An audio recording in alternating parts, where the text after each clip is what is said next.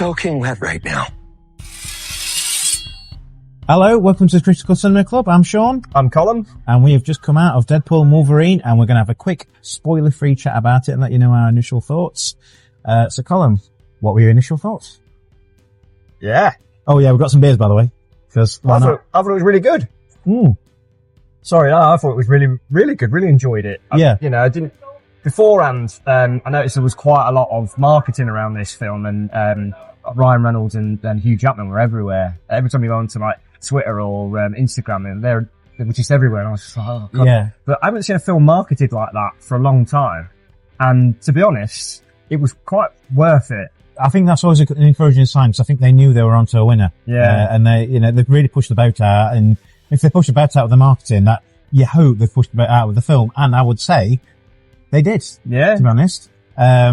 So the first thing I'll say is one of my initial worries about going into the film was, have they ruined all the cameos in the trailer? They absolutely have not at all. No. There's loads more to come, and really satisfying ones as well. And there's a lot of like people putting their heads in their hands. No way, can't believe. Yeah, some of them you can't believe they put them off, and there's people interacting that you think, I'd never in my wildest dreams imagine that something like that would be happening. Yeah, I thought it was really good. I mean, being a fan of like those early 2000s comic book films, like X-Men, X-Men 2, it was good to see that love there for them. It was actually a beautiful send-off to it, wasn't it? Yeah, it was more like a love letter to those kind of films, and the fans of those films from those times. And the comic book films aren't the same now. They just can't be, because that's just progression, isn't it? And it was interesting that when I went into watching the film, I assumed a lot of it would be about the MCU, but I think actually it was more about saying goodbye to Fox. It really was, yeah. And in a good way. Yeah, it was in a really good way. And there was some cameos in the film which got you like... And it was people were enjoying it, weren't they? Yeah, from both sort of franchises, if that's the right word. So it's not more than one than another. And there's some you wouldn't expect, some you would expect. And you've got to go in there with... And I really got to recommend, if you're a Marvel fan, get yourself in there, get it watched before you get it spoiled for you. Because somehow, don't know how I did it, I managed to avoid all the spoilers. I went in there, and it was absolutely fantastic, wasn't it? Yeah, it was testament to the fact that, this is our second attempt at recording this, by the way. And on the last attempt, Sean did say that people were getting up to go to the toilet were running. They were running. Get back quickly, and it was, just to steal your point. Yeah, well, we were saying here. There was a guy sat next to me, and he was vaping, and I was getting dead pissed off of him. Yeah. And he ran out to the toilet. Some cool stuff started happening, and I thought, yeah, fuck that guy. He's missing all the good stuff. Yeah. And that's one of the reasons why I hate going to the cinema, is because of people.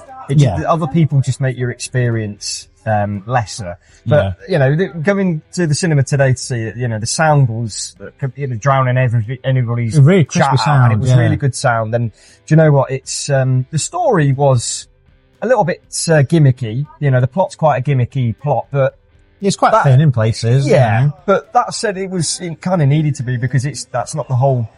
The draw of the film isn't an in-depth story. The draw of the film is the action and the comedy. Yeah, and I mean, the story is just a vehicle to get some of these characters together, isn't it? Yeah, and it works. It's perfect, I suppose, because you can either have a complex plot or you can have what we've got, and I think it works better this way. Yeah, I agree. I thought a solid 7.5 out of 10.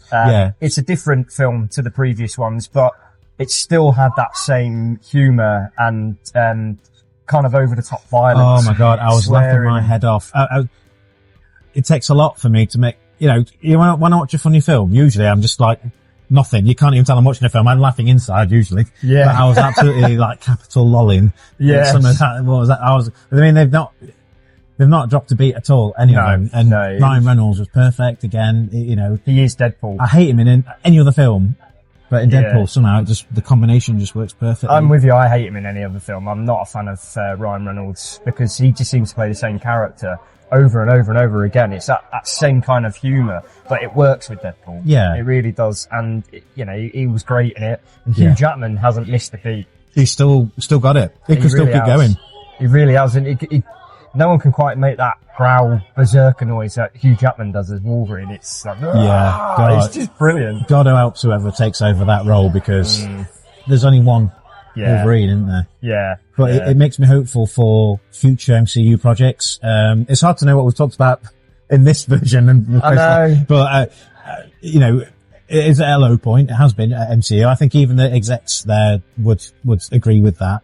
But now that the film's over and things have transpired and some doors have been opened, some have been closed, and now all of a sudden I'm chomping at the bit to see what the next project's going to be and what that's going to look like. And the good thing is they addressed all of that in the film. They addressed that the MCU is at a low point and it hasn't been good pretty much since Endgame or Spider-Man No Way Home. They've blown it. They've blown it up until recent time. There's been a few hits here. The Spider-Man films have been good. Yeah, they've been good. And, you know, I don't think there's been much else since then that has. But, I wouldn't say this is the film that repairs everything or fixes the MCU. Or you can't fix it overnight in one film. I think it needs to be multiple films. As long as they carry on in this trajectory with this film being that stepping stone. So this is the kind of thing. It's not even a step. It's a leap. I think in the right direction. It's a big leap. It was enjoyable. I mean, you got to, you know, we've talked about this on the channel before, but when we going to the cinema for me takes a lot, because I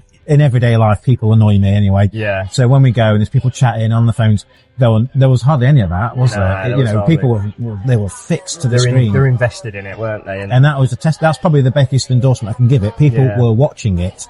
That's what that sounds. Everybody was getting into it.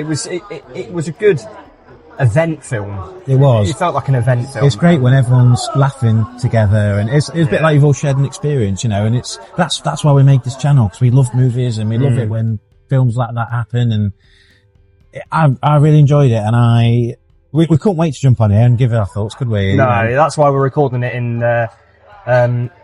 What is this? It's a sort of gimmicky mini golf club at the bottom of the corner house. Where I broke Colum's undefeated streak, by the way. Do you remember that? No, I don't remember that. Never happened. Colum, right, we came here 3 years ago, right?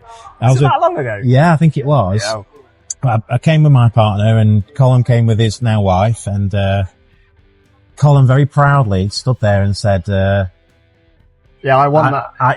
I'm undefeated here. I smashed Kerry to pieces and all. Not literally, just started playing mini golf. Well, I won by 20 shots, I think it was, in the end. I think I finished last out of all four of us. Anyway. Yeah, you did. But, if you haven't seen this film yet, then I would recommend going to cinema to see it. It's worth seeing. Definitely. It's a good time. It was so good that somehow Colum knocked his glasses off halfway through I don't know what happened.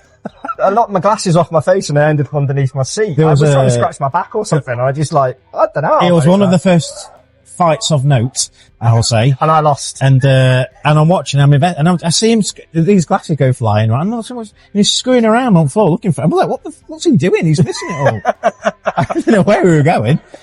But, it's a Colum's glasses out of 10 for me. Well, yeah, it was that good.